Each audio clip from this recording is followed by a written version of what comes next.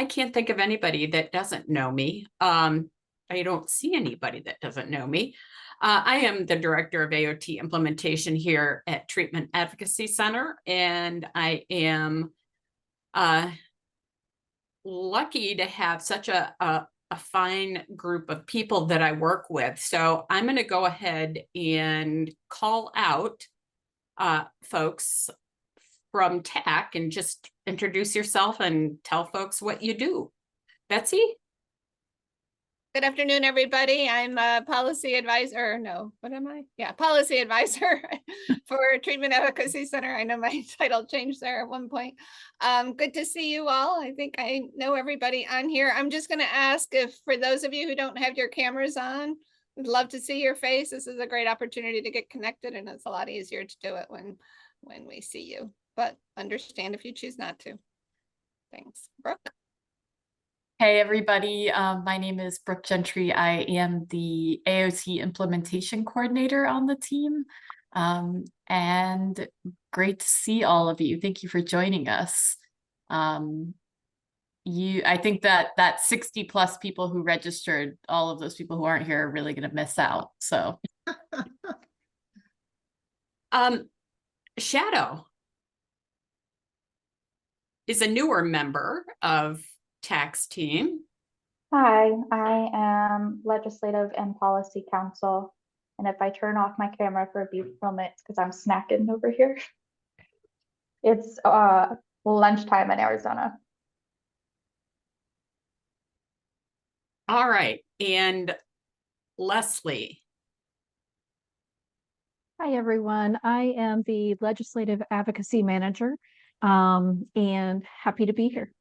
And I get to partner with Shadow. It's been wonderful having somebody who's an attorney helping me with monitoring and assessing bills across the country. So Leslie may look familiar to you all because she's been hanging around with TAC for a long time, but recently became an employee. Was it the beginning of the year? January 1, something like that? Something like December 2nd, I think. Oh, December. Well, end of last year. So, all right, going around the room for non-TAC folks, Debbie Nagel. You guys always surprise me and I never know where to unmute. Yeah. I'm Debbie Nagel. I'm with the Montgomery County Adamus Board, Program Coordinator, Justice Services. In the great state of Ohio. Great state of Ohio. That's what they say. I'm not native to Ohio, so yeah. Brandy McCord. Hi, I'm Brandy McCord. I'm from the Ross County Probate Juvenile Court in Ohio, also native to Ohio. Go Ohio. Itzel. Hello, everyone. I'm Itzel Moya. I am the NAMI Kansas AOT project director, and I also always forget my title.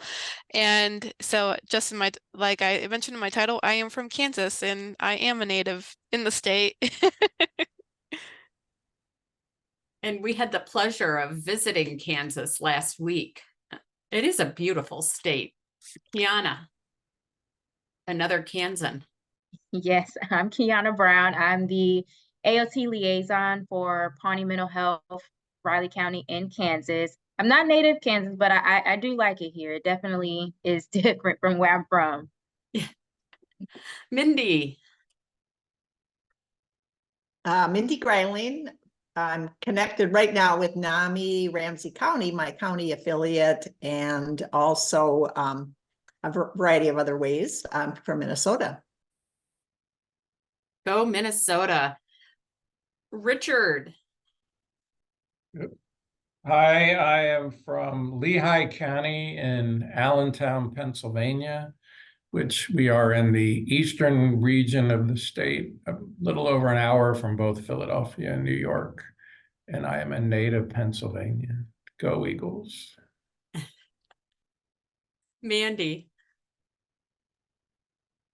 Hello, I am Mandy Moore, the AOT coordinator for the Great Rivers region in Washington State. And I am actually a native Ohioan, and I've been out west for the last 14 years. Kate, Hi, I'm Kate Dahlstrom in Traverse City, Michigan, and I'm on the board of our CMH, Community Mental Health, and our NAMI Grand Traverse. And yeah, I'm a born and raised Michigander. Heather. Hi, I'm Heather Vance. I'm a program director for an ACT and AOT program in Northern California. Wendy O'Leary. Hi, I'm with NAMI Utah, and I work in the mental health courts, and I am a family mentor for people who have loved ones involved in the criminal justice system here. Welcome, Utah. It's good to have someone from Utah here. Jerry is also a TAC employee, but she kind of signed in late. But you want to introduce yourself? Sure. I am a native Kansan, by the way, so how fun that we have Kansas represented here. But I've been in Washington State since 1995, where I've done quite a bit of family advocacy in the mental health space. And for Treatment Advocacy Center, I'm Family Resource and Advocacy Manager. Thank you. Laura. Hi, everyone. I'm Laura Braun. I'm the program manager for the AOT program in Bernalillo County, and we're based out of Albuquerque, New Mexico. Ingrid. Second. Yeah. Hi, can you hear me? Yeah. I'm sorry. I am just trying to wrap up with another person. Just to introduce myself, I'm a social supported education and employment specialist with On Track New York. And I don't have too many JI involved people, but I want to learn about what to do and more about AOT because all of this is pretty new to me. Cool. We're happy to have you. And then Jennifer Swartzlander.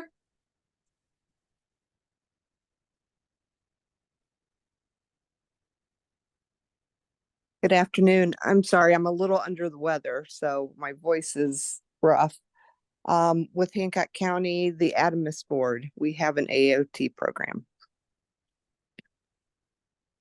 Other Excellent. Ohioan. All right. I think, is there anybody I missed? I don't think so. Well, all right. Hang on with me for just a second. I need to make Brooke a co-host, and then we have, all right, we have a poll.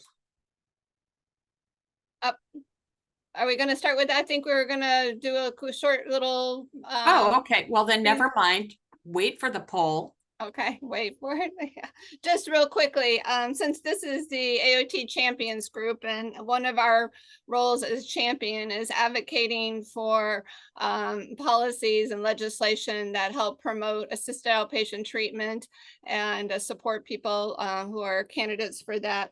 We've at Treatment Advocacy Center and the implementation team over the last few months, if you've been following our bulletins, we've been focused a lot on AOT as one potential alternative to competency restoration. We're going to be talking more about that in April and on our webinar. And hopefully you've had a chance to take a look at a handbook that we issued earlier this month.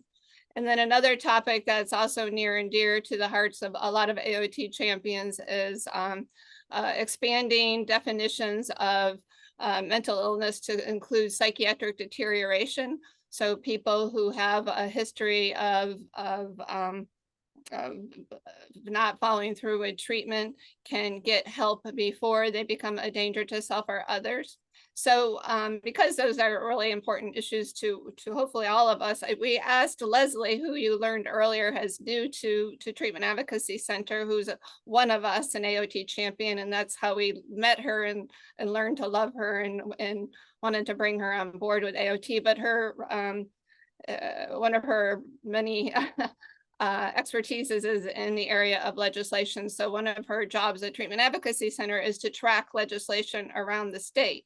So we asked if she would just do a quick little overview of some of the bills that are pending in some of our state legislatures of folks that are on this call. And then maybe Leslie, I don't want to put you on the spot, but maybe give folks some tips on how they can follow or learn about legislation in their own state, and maybe follow that legislation, and maybe some ways they can help champion some of those bills. So we've got other stuff we want to cover on this call for sure. This isn't going to take up the whole meeting, but we did just want to touch on it just to kind of put this on your radar screen if it's not. So Leslie, over to you. Thank you so much. You're welcome. Happy to share. So one of the simplest ones I can tell you about is in Maryland, there's legislation running to allow for AOT. And that bill goes to the Senate Finance Committee for a vote tomorrow, and then hopefully onto the floor, because the end of the session is April 7th. So everybody here needs to keep their fingers and toes crossed through the day tomorrow and next week to hopefully see that one get passed. That's one that a state that TAC has been working in for many years to try to get that to come along. But there are some other bills.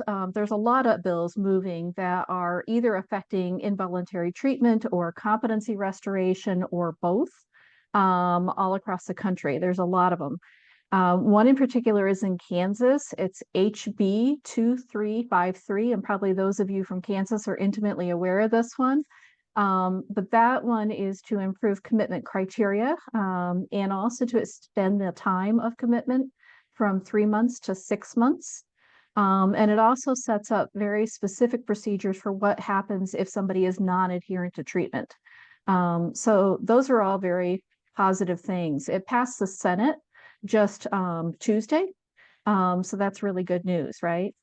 And obviously it already passed the House because it had crossed over to the Senate from the House. So that's a really positive thing that should be on its way to the governor. In Ohio, you have HB 249, which apparently there's a big push coming up planned for April. Betsy has shared with me. So anybody there in Ohio, I hope you will join the efforts to do that. That one is to broaden the definition of mental illness. It adds some very specific diagnoses like schizophrenia, et cetera. It provides very specific specifications for treatment plans and documentation, and even some protocols for transport. And I don't know, Betsy, if you want to add more about that bill specifically. I'll just mention for the Ohioans on this call, there will be a big push over the month of April and May to get this bill. It passed the House in the last General Assembly and then didn't make it through the Senate. So it died and was reintroduced in this General Assembly. So we have till the end of December to get it to pass both the House and Senate. But there will be a big push this spring. So if this is a bill that you're interested in, it would be wonderful if you could reach out to your representatives in the House and Senate to encourage them to support it. Again, House Bill 249, and we can talk offline if you want some more information about it. But basically, it expands the definition of mentally ill subject to court order to include psychiatric deterioration. So it would enable folks to get help sooner. Thank you, Betsy. In Kentucky, there's HB 385, which allows for an outpatient evaluation of a person who is deemed to be incompetent to stand trial. So this one's kind of adjusting the competency evaluation process in that state. And that one crossed over as well as of Tuesday. So that one seems to be progressing, which is positive. In Louisiana, there is a bill SB 231, which establishes more specific system for filing the petitions for AOT, creating written treatment plans, and specifically allows a sheriff's department to take a person into custody for evaluation if there's been a referral made, which helps when it's maybe a referral from a family, right? And they have to have an evaluation to get the full order. It also specifically allows for a medical psychologist and not just any psychologist to be part of that process. And I think that's because there they have introduced and done legislation where some psychologists who are trained specifically for the purpose can prescribe for psychiatric patients. And so their training is a little bit different than just any psychologist. So from what I understand from Janet Hayes, that's a positive change that they're trying to make to their law.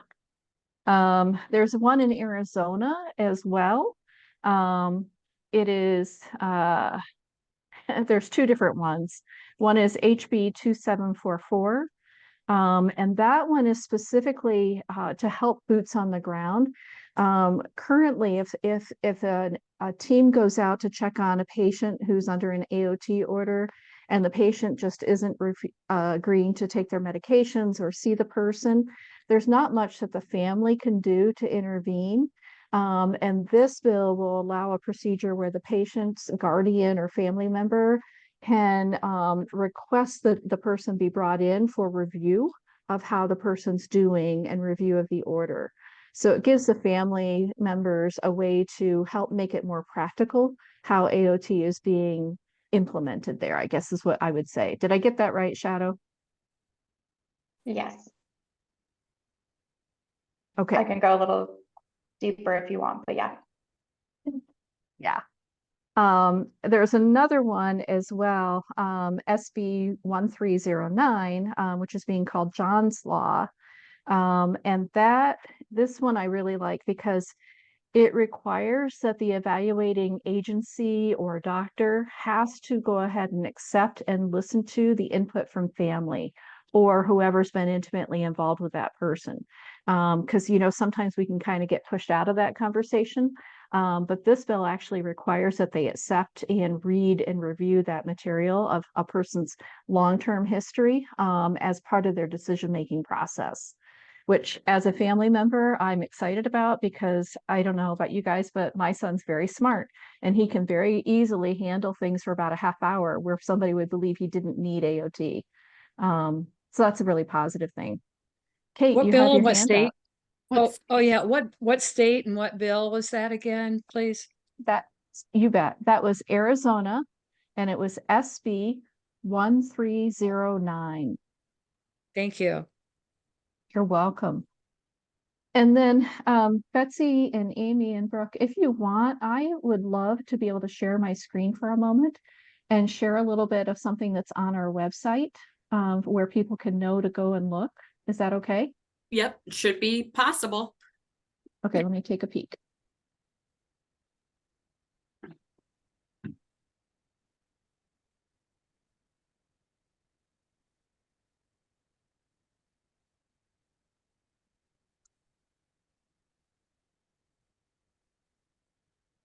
Wrong screen.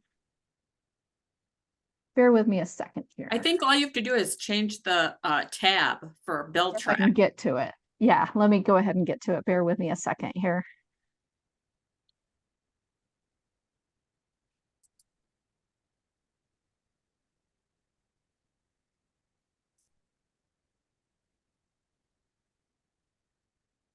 While Leslie's pulling that up, I'll just mention one of the reasons we wanted to talk about this today was just to, well, one, to show you where you can monitor legislation, and also to remind you that as you run into barriers in your program that maybe, your law is getting in the way, that you as a, AOT champion have the, the ability to try and identify some corrections, just as, certainly we talked, Janet has done that with Louisiana, and a lot of folks on this call have done it in their states, but that's always one option available to AOT champions, and we can assist you with that if that's something that you need help with.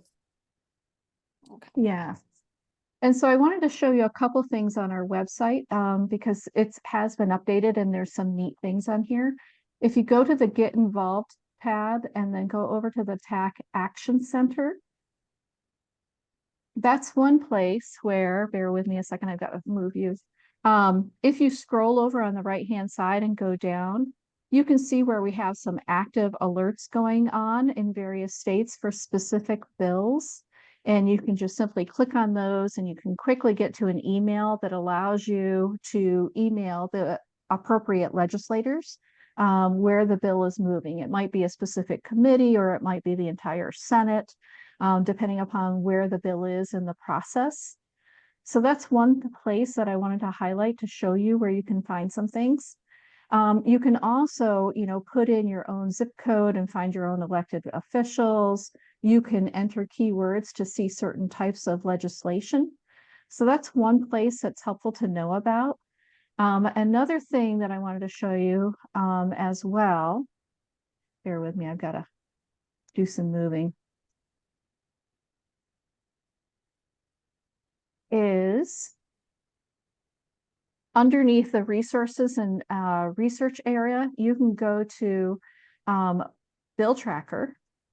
And on this page, what it will show you is it will give you a map of the country, and you can take a look at where your state is, and it will show you how many bills we're tracking in specific states. You can see California has a lot of them. Hawaii surprisingly has a lot of them. And then from there, you can go ahead and get into your state and take a look at things. The other thing that I would share on this page is you can also just look up your own state. And I imagine you guys all know this, but just in case you don't, it's a pretty handy thing. I'll click on Iowa, if it'll go there. Yep. And if you track down, you can find the simple stats of how many people have SMI. You can see how you're ranked in terms of your number of beds. You can also, down towards the bottom, you can get down to your treatment laws specifically in your state. And the really cool thing is that you can find exactly what the laws are currently. And then also the piece that I really love is the recommended updates to your treatment laws. They're very specific for each state, and that's a really helpful resource to share with a legislator if you're in the beginning stages and with their staff, their staff that write bills, because it's very specific. And then of course you can also reach out to us at TAC and we can get more fine-tuned with you in terms of recommendations. And specifically for if you were looking at changing some of this criteria, obviously we would involve the AOT implementation team because they understand how what's written in the code affects what really can happen on the ground. So just in case people weren't aware of that resource, I wanted to share that with you because I didn't know that was there for quite some time. And it's a pretty useful resource. So I'll stop there and give the floor back or open it up to any questions also. Any questions for Leslie? No. No, thank you, Leslie. That was perfect. Just what I had in mind. So thanks for doing that. Turning it over to Brooke now in her poll. All right, everybody. So I am going to launch a poll, and the poll is just asking you one question, which is to identify your largest barrier or challenge in AOT implementation. I know that some folks on this group may be working with a program that's actively implementing, others, depending on their role, may not. So and just answer it the best you can. And also we recognize that folks may be experiencing multiple of these barriers. That would be pretty normal. But if you can, try to identify the one that is kind of most significant for you right now. So I'm going to go ahead and launch the poll, and hopefully everyone can see it. Are we seeing a poll? Yes. Okay, awesome. And I'll give you a couple minutes to read over those options and select one.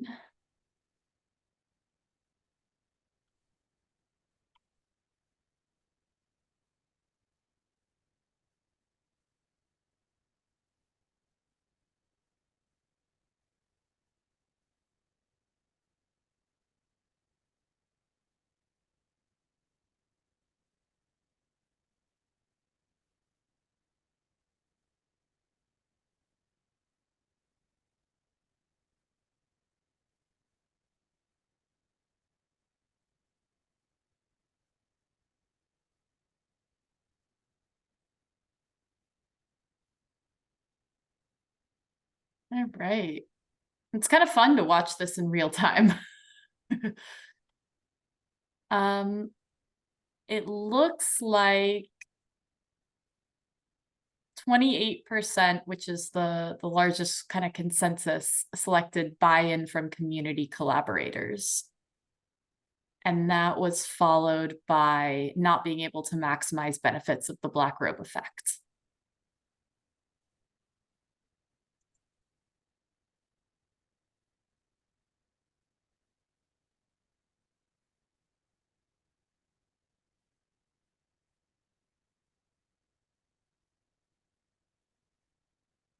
So I'm curious, for those of you who selected the buy-in from community collaborators, is that buy-in in general, or is it kind of a specific community partner that is giving you trouble? Richard? We're being recorded, so I'll be careful. Yeah, just getting access to the president judge and getting, that's our barrier right now, is the president judge at this point.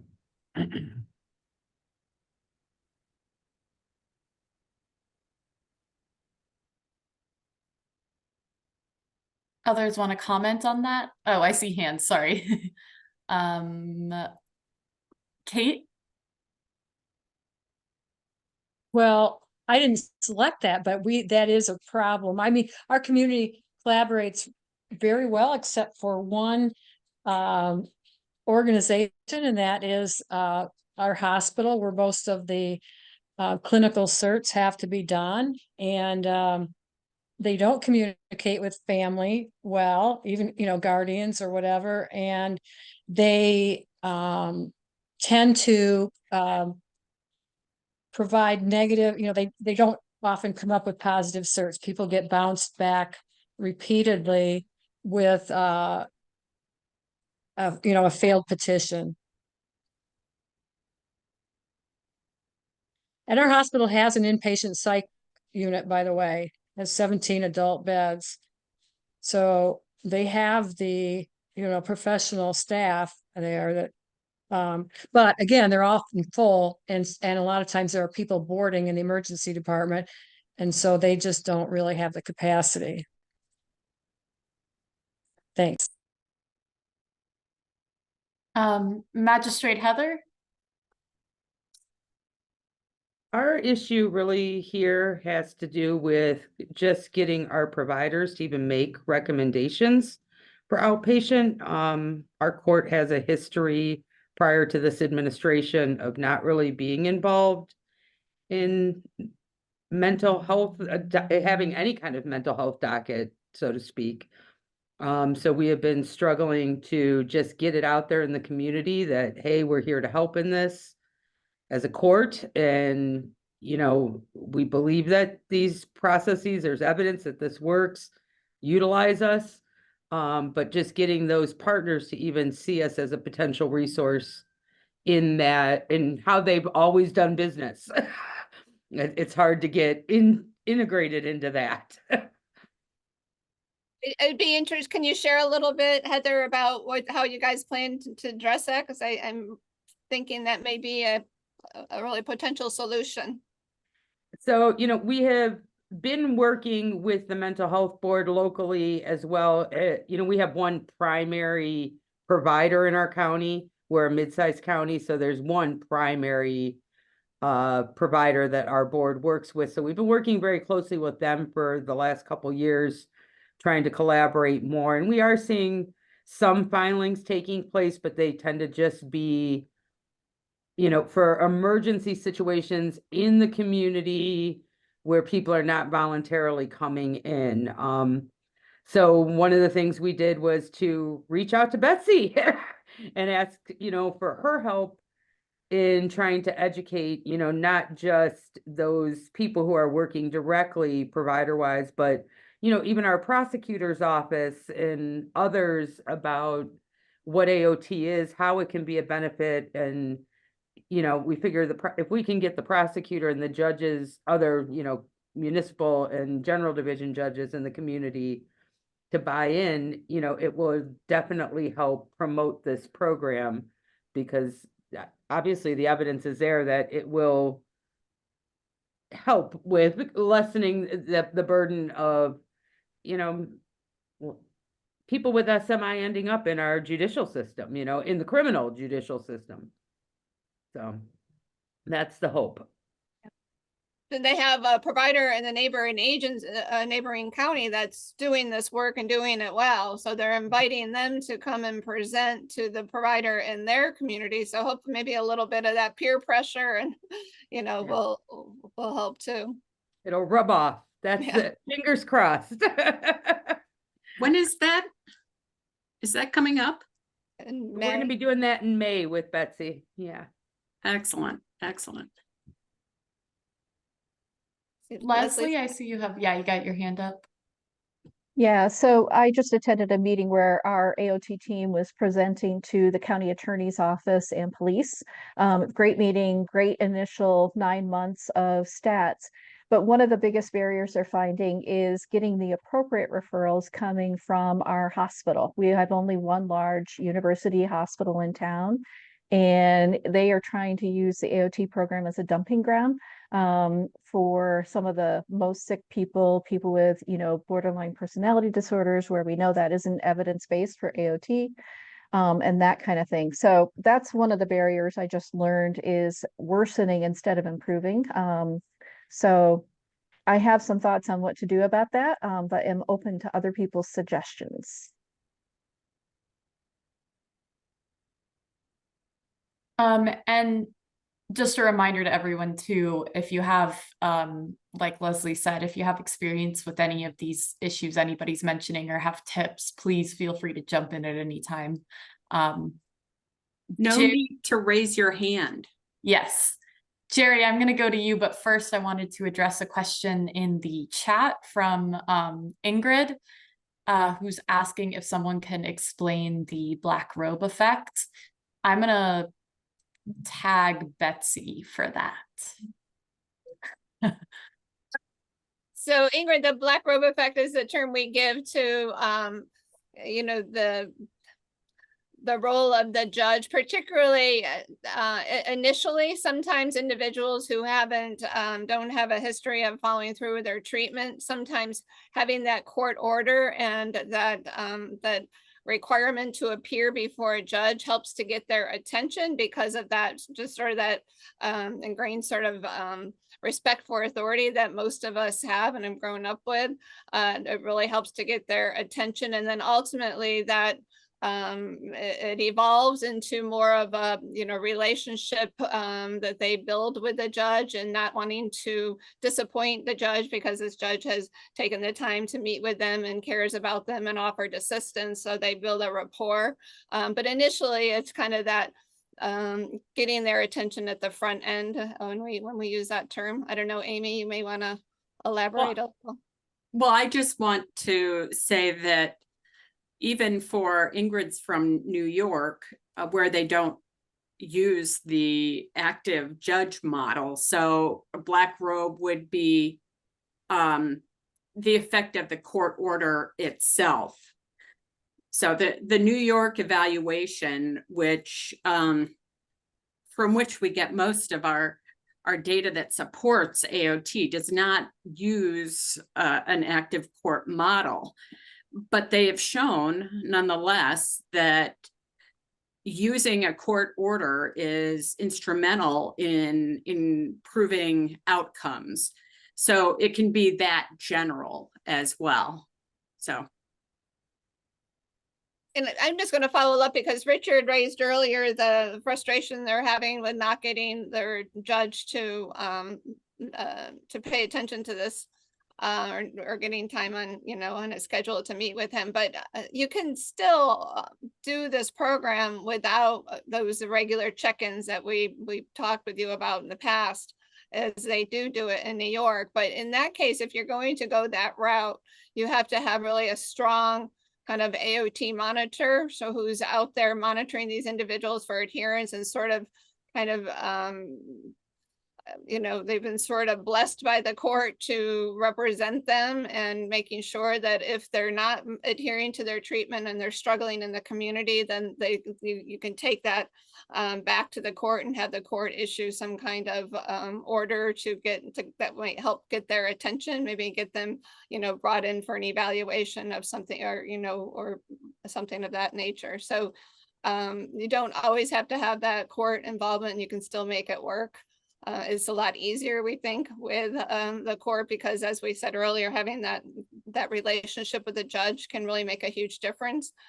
Some of the graduates that we have good relationships with who speak on this topic talk about how much that having a judge care about them really did make a big difference in their lives. So, but you can still do it without that if you have to.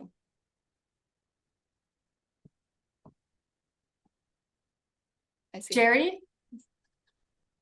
Yeah, this conversation is super well timed because I had a wonderful in-person meeting yesterday with one of the agency directors in Washington State who's helping with the AOT rollout in several different regions of the state. And we talked about this topic of buy-in. And there seems to be a lot of pushback. I heard somebody say earlier, how things have always been done. And there seems to be a lot of pushback from the coordinated care agencies who kind of want to maintain the status quo, maybe because of habit, familiarity, but they're really struggling to understand how or even why they would want to try to work with somebody who's an involuntary client. So there's some misinformation going around about whether AOT is a voluntary versus involuntary program, even though the Washington State statute makes it very clear that this is an involuntary court-ordered outpatient process. Some of the training materials that are being shared out, and I'm getting some of this feedback from family members who are being misinformed that their family member can't be eligible for AOT because they're not voluntarily in the hospital. Anyway, so there's some misinformation going around that I think is rooted in kind of a backpedaling toward, but we only really want to work with voluntary clients coming from the agencies. And that's why we need AOT for the providers, because it's so much easier to work with those who knock on your door, right? But that the court order works not only on the participant, but also on the provider, and compels them to work with this population. Amy, that's so important. And I made that point in this meeting yesterday. And this person said, yes, and if I say that out loud, we won't get a contract with that agency next year. So that's that buy-in, right? They don't actually like that. I don't know if Mandy, she's, I think, the only person I still see from Washington State has any thoughts on this topic, but that's the buy-in piece that's really struggling in Washington, is the agencies that don't like that piece where the court's going to hold them accountable as well. Mandy, what you got? Good to see you. Yeah, good to see you too. We're still in contract negotiations with the agencies in our region, but some of the concerns that have come up are around that. And a lot of it is due to staffing shortages. We're in a very rural area, and agencies are already concerned about how they're going to connect with individuals, because they won't get paid if there isn't that actual face-to-face contact. And if a lot of these individuals are involuntary, there's going to have to be a lot of field-based work where they might not be able to find individuals. And so we're trying to think outside the box and what, case management agencies are available, such as the Recovery Navigator program, who we can collaborate with to help bring those individuals into the picture and create more of a wraparound support using multiple different programs to support individuals in being able to get to their appointments and keeping, you know, tabs on them in the community. But it is a huge concern of the agencies, and they're not very excited about having this built into their contract. But, you know, since we are overseeing the contracts for the crisis providers, this is a part of the work that they have to do. It's like, how do we support them in doing that, understanding all of the barriers that come up with that around staffing shortages? Yeah, and just one more piece of that, the King County group that's trying to get AOT up and running and has been kind of the most forward groups, has just struggled and struggled and struggled to get an agency on board, to get agency buy-in so that they'll have the teams, the clinical teams. Thanks. Well, Nan. see, it seems to me if you can point to, and I think that the Treatment Advocacy Center is putting together some kind of paper on how people who start out involuntarily, if the AOT program is done well, done right, that many of those folks end up participating, you know, glad they participated and being more of a voluntary participant. And then the other thing is that, and we don't really want to try to stigmatize people that are mentally ill as always being violent. We know they're not, but many of these mass shootings or even other shootings that there were warning signs. If someone had taken the time, if they had an AOT available in their state and someone had taken the time to petition for that, I think many of those could have been avoided, right? And no one wants to see that in their community. So that would be kind of my selling points for, you know, people that are adverse to the AOT program.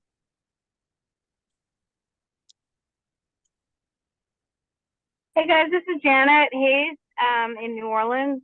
I think what really worked for us in terms of getting buy-in was we started off with a collaborative group of stakeholders that was very inclusive, including the Mental Health Advocacy Service, which in Louisiana are the patient advocates, and a lot of the groups that typically would be against involuntary therapeutic treatment. But because we were able to educate, we brought in Judge Kazin to give a talk.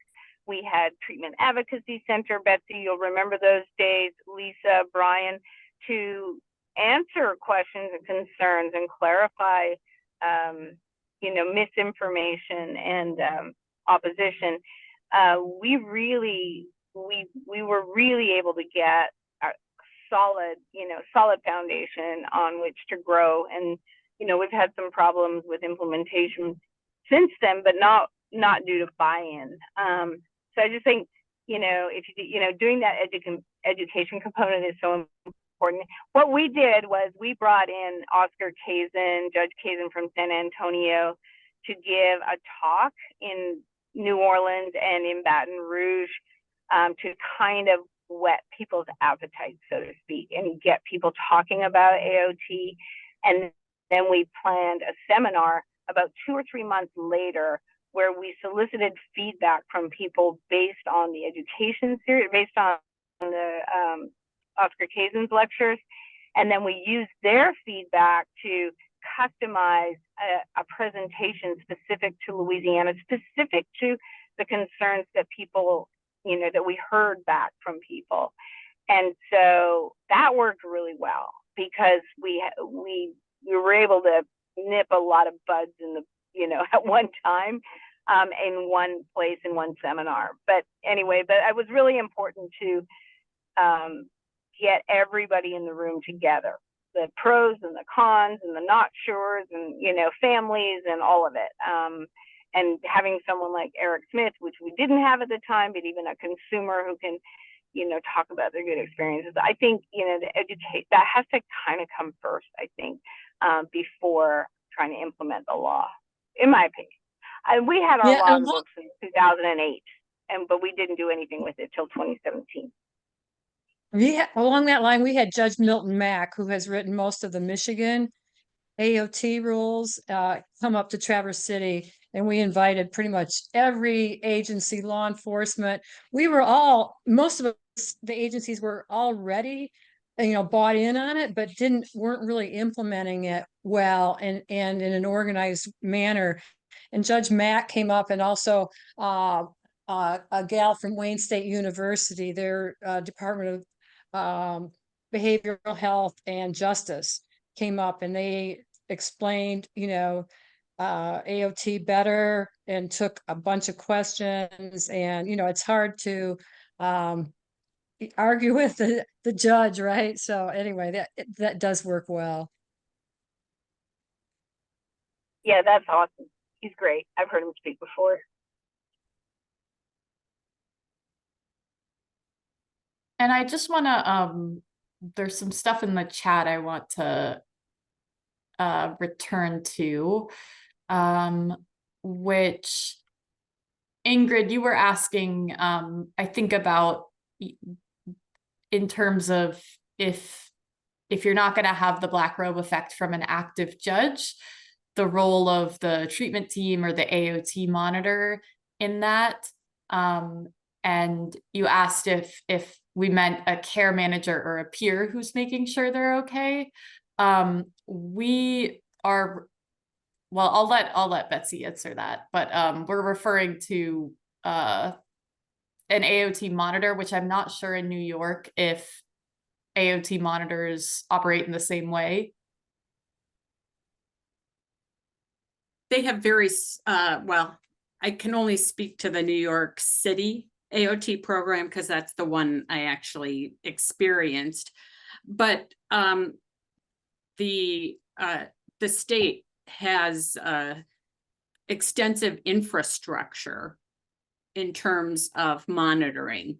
The city has it. And actually, I think it's in the statute.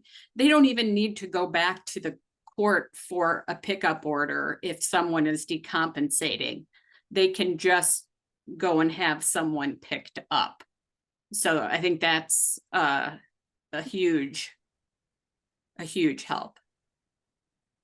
Typically, what we mean by an AOT monitor is sort of an impartial, I don't want to say third party, but they typically are kind of the glue that holds the program together. They're the point of communication between the court, the mental health authority, and the provider agency. The hospitals, they're sort of making sure that communication is flowing.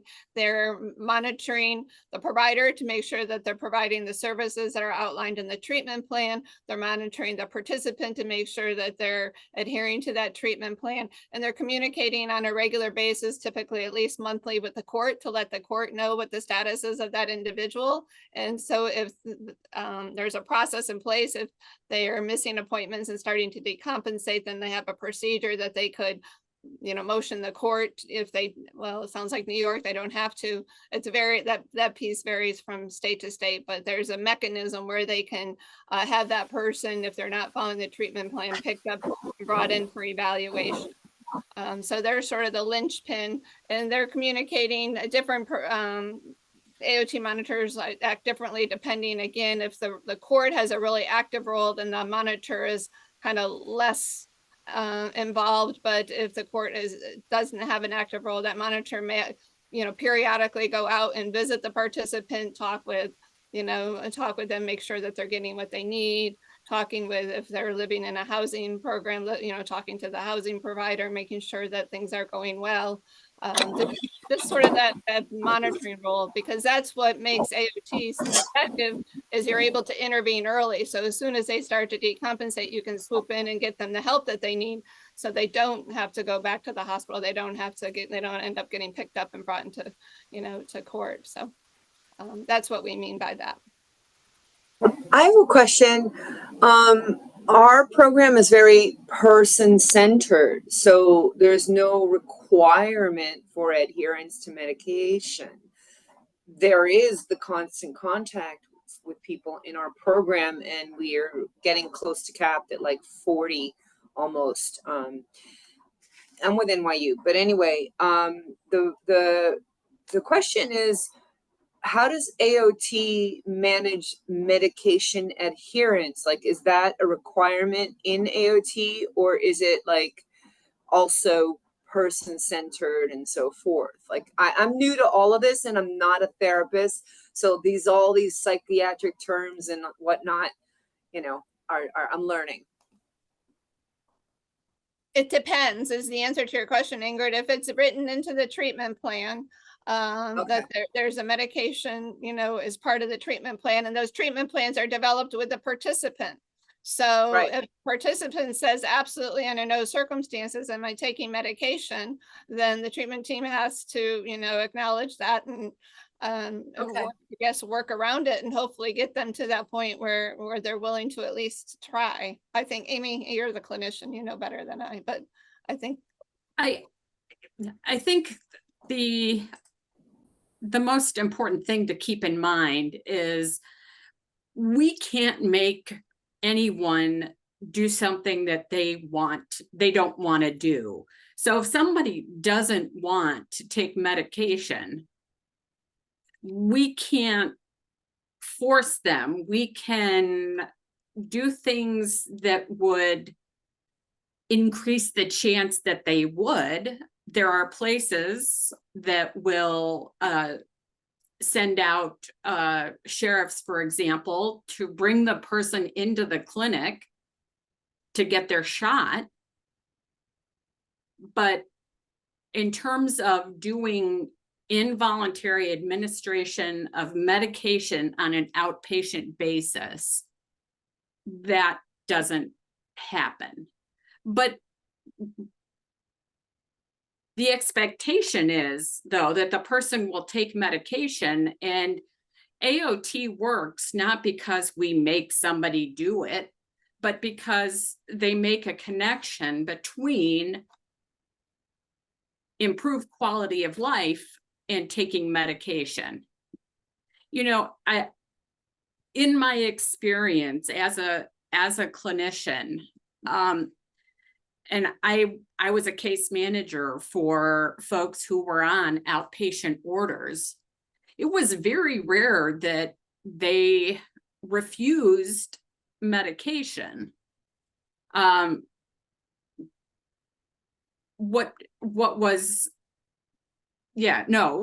was really rare. People would just like having court hearings, contested court hearings, very rare. Folks want to participate because they're getting the services, and if the services are provided well, they're being treated well. I mean, it's all about respect and engagement. It's not about hitting somebody over the head with a court order. And that's why I like that you're here, Ingrid, because employment is such an important part of recovery and what a lot of our folks are interested in. At On Track,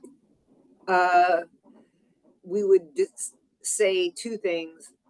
We talk about their readiness to work and then their preparedness. And I more than anything struggle or work with, not struggle, I call what they're dealing with is their struggles, their preparedness, right? And that can be a lot of things. So I wear a lot of different hats and it's a lot of fun and I get to be really just all over the creative. Like you have to just think on your feet because each person is different. They have different needs, different goals, etc. But the point is, it's not like, oh, they'll get better and then they'll get their job or education. It's through their education or their job that they have more potential to get better, right? And I'm just kind of becoming a broken record, like, come on, you got to learn how to learn. And I'm all very habits based. And I used to be a personal coach and I'm still a yoga instructor and all those things. So I come from that like repetition, mother of skill, and just like work it, right? But I'm hearing you all, and the whole side of that is new to me, but of what someone who might get involved with AOT is, but we do have a participant that's about to do that. So it's, thank you for having this and helping me understand. I'll also add, Ingrid, I will drop in the chat a link to a video of ours, which is an excerpt from a longer form interview between 2 AOT graduates, just so you can see an example of AOT graduates kind of talking about their experience and how it helped them. And what Heather said in the chat, she said it much more eloquently than I did. So thanks, Heather. We learn to be very, very creative in how we work with these people that are participants in the AOT program, mostly because of their anosognosia. So we get really, really creative with how we're approaching them around things. And like I said in there, having a really good psychiatrist helps too. You have to, your psychiatrist that is serving that person has to be on board and has to know what they're doing and working with someone that doesn't want to take meds. So we learn how to be really, really creative, and sometimes, and we've had people that don't take meds, that won't take meds, and we can't get them to take meds. But I always go back to Dr. Amador's story about his brother, like his life with his brother, and that at the end, towards the end of his life, when he asked him if he thought he had a mental illness, and he said, no, I don't have a mental illness. And he said, well, why do you keep getting that injection? And he said, because I want to have a relationship with mom and dad and you. And I think that's part of this too, is finding what is it that's going to work for that person, that's going to encourage them to take a medication if medication is something that they need. And most of these folks do end up needing medication, but looking for what matters to that person and what's going to be that thing that's going to make sense to them. So we have to be very, very creative. Yes, I'm not sick, I don't need help, is Dr. Amador's book.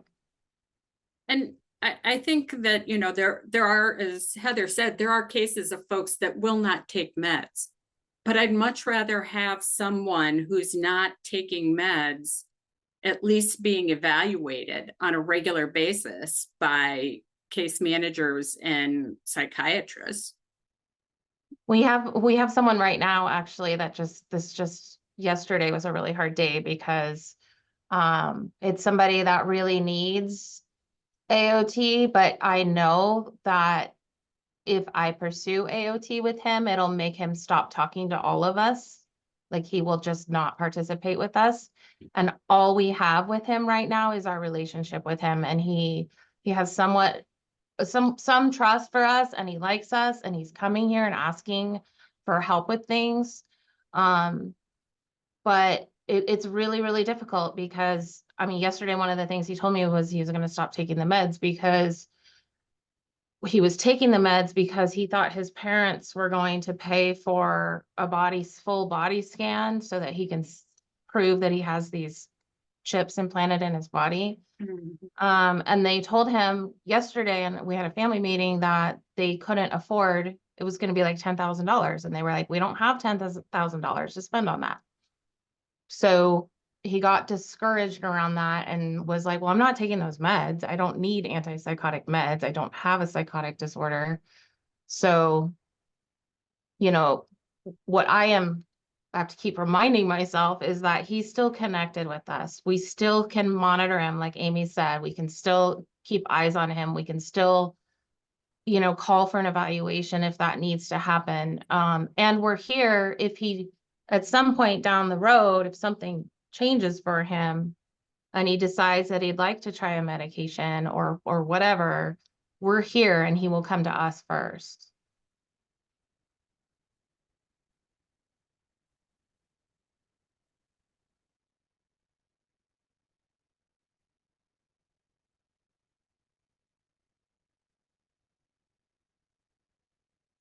So I have a quick, hopefully it's a quick question, and it's not necessarily just regarding AOT, but it would, it's part of having an effective AOT. Is anyone using small group therapy, not organized, not like DBT or CBT, but just kind of a clinician-led group therapy, especially with folks with anosognosia? And if so, you know, is that helping at all? We I have an ACT program, and the AOT program is embedded in our ACT program. So all of our people are combined. So we have a lot of different groups that we have to kind of fit different people's interests and needs. And we have AOT participants that participate in groups with ACT participants. Some of them that have anosognosia. I do feel like it's helpful. We've had that kind of related to that. We've had an AOT mentor, so someone that graduated the program and wanted to come back and help other people going through the program. And that it was really helpful to connect peer to peer with people that were in a better place. So I think definitely being around other people and hearing their stories in time, it is something that really makes a huge impact on people that have anosognosia. But the people, people like this gentleman I was talking about from yesterday, he won't come to groups. I mean, he's not really, he's just kind of at a different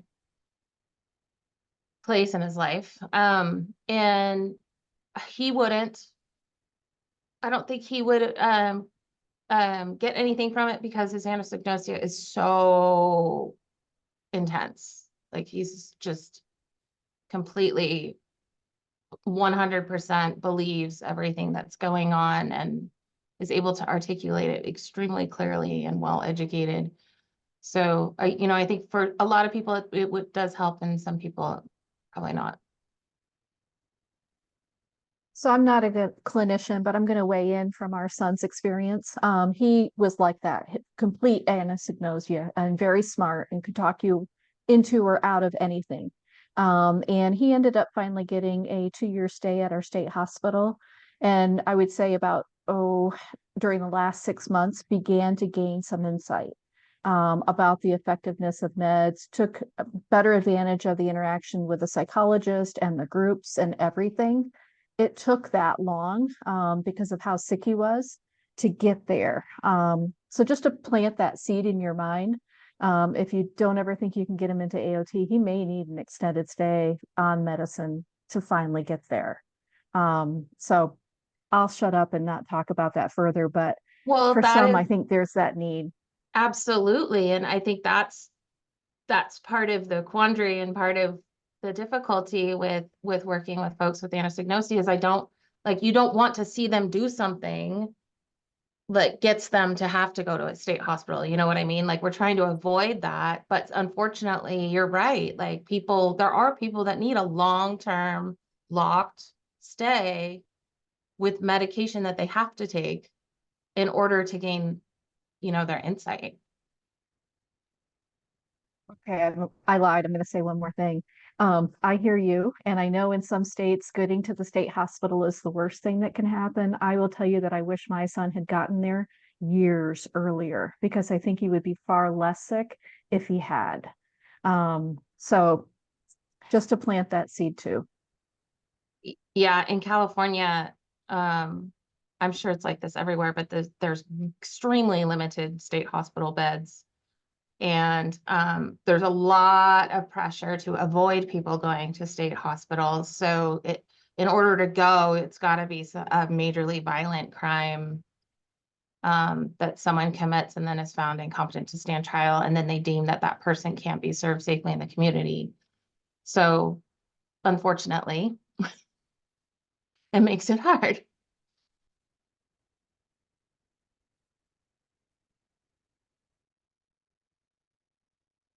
I get that. And I'm going to take the moment of silence for an opportunity. I forgot to say one other thing during the legislative piece. What I have been learning since joining TAC and tracking legislation across the 50 states is that you can read a piece of legislation and think you understand what the purpose of it is and how it will impact things on the ground. But I'll tell you, it really helps when we're able to reach out to somebody in the state where that bill's been written. If somebody's tracking legislation or maybe they help get the bill written, to gain on the ground knowledge. So if any of you are involved in that at your state level and would like to be kind of a contact person for us to be able to kind of touch base with and say, hey, what do you think about this bill? I'd love for you to send me an email because I'd like to kind of create contacts across the country that can help us to understand things about the bills in a particular state. So because I don't know how many of you read legislation, but it's hard to change legalese into plain language that everybody can understand and know why a bill's been written. So if anybody's interested in that, I'm going to drop my email in the chat. Please connect with me.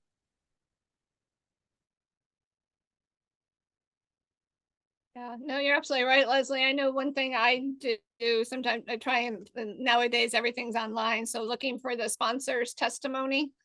Sometimes it's helpful because at least you can know what they're thinking. Our CMH Association of Michigan, and I'm actually a backup board member for that. They do a really good job of they have an advocacy arm of providing us the bills with a easy to read explanation. And I can forward you, those, Leslie. Any and all help is welcome. I appreciate it. Since having Shadow on board as a lawyer, she's been fantastic in analyzing the bills, but it still helps to hear from somebody specifically in a state. There's nothing like on the ground knowledge. Yeah, we have a mental health parity bill that we're trying to get through the state House and Senate, HB 4707, to require insurance companies to provide equal parity in benefits. And it has a lot of support, so we're very hopeful. That's probably one of our most important bills in the works. That's awesome. And that brings up another point. If you know of a bill that you really think we need to be putting up on our bill tracker and tracking, feel free to email me because we can add more to that easily. We pick up on we use a bill tracking system and we pick up on bills based upon keywords and subject matter. But there's always a possibility we're missing something. And so feel free to send us emails about that. And I'll stop talking now, Betsy, and you said that before.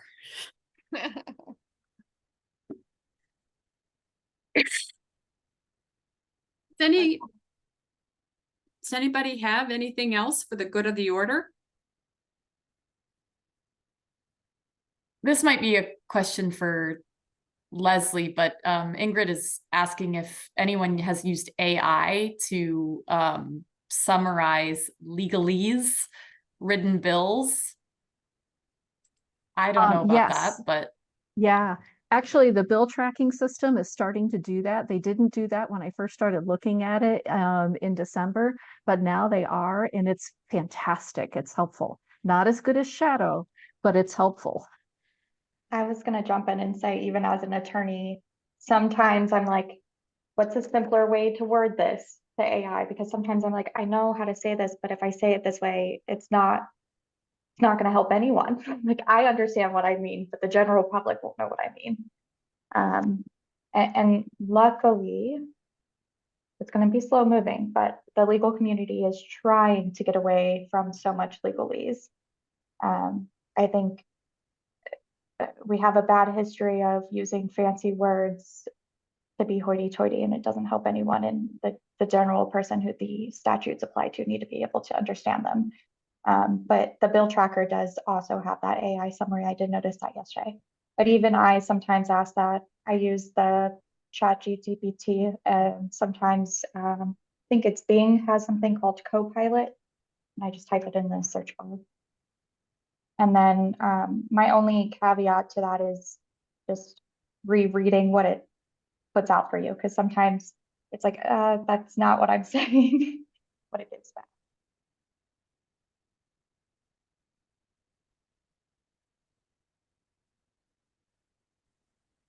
Anything else? Well, we really appreciate not just you participating in this group, but the work that you do every day to make sure that AOT is available across the country is so important. And again, thank you.